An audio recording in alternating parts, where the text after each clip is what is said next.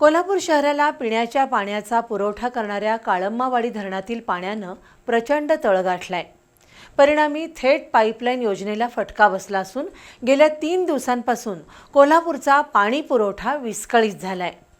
अशा परिस्थितीत महापालिकेनं धरणातील गाळ काढण्याचं काम हाती घेतलंय।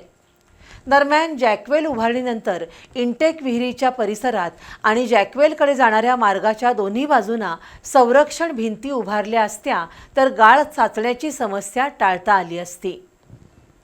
काळामावाडी धरणाच्या पाणलोट क्षेत्रात जॅकवेल उभारण्यात आलंय। जॅकवेलपासून सुमारे 1000 मीटर अंतरावर धरण क्षेत्रात 3 इंटेक विहिरी आहेत। या विहिरींमधून पाणी जॅकवेलपर्यंत आणलं जातं, पण इंटेक विहिरी आणि जॅकवेल या दरम्यान मोठ्या प्रमाणात गाळ साचल्यानं पाण्याचा प्रवाह रोखला गेलाय। परिणामी थेट पाईपलाईन योजनेसाठी पाणीच मिळत नाहीये। जॅकवेलचं बांधकाम सुरू असताना धरणात मातीचे तात्पुरते बंधारे घालण्यात आले होते, पण काम पूर्ण झाल्यानंतर हे बंधारे पूर्णपणे हटवले नाहीत।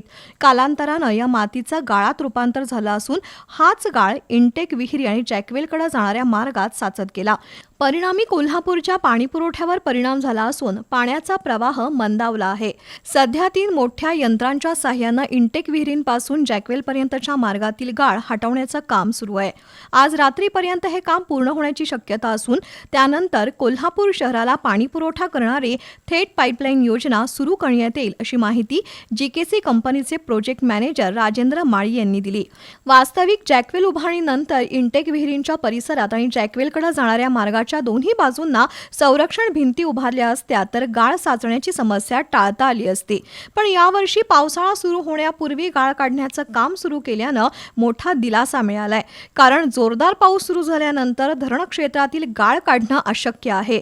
त्यामुळे सध्या काळम्मावाडी धरणातील गाळ काढण्याचं काम युद्ध पातळीवर सुरू आहे।